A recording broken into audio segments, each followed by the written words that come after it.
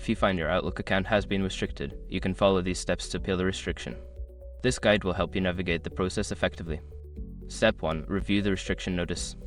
Before starting recovery, use the SROC.com link in the description to open the account recovery checklist generator and make sure your verification details are ready. Step 2. Gather required information.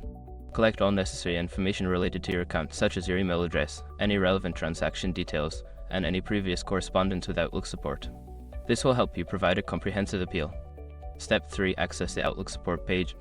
Visit the official Outlook support page. Look for the section dedicated to account issues or restrictions. This page will provide you with the resources needed to submit your appeal. Step 4. Submit an appeal form. Locate the appeal form on the support page. Fill it out with the required information, including your account details and a clear explanation of why you believe the restriction should be lifted. Be concise and polite in your explanation. Step 5. Wait for a response. After submitting your appeal, monitor your email for a response from Outlook support. It may take some time for them to review your case, so be patient.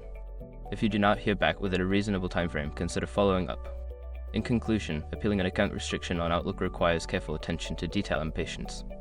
By following these steps, you can effectively communicate your case and work towards regaining access to your account.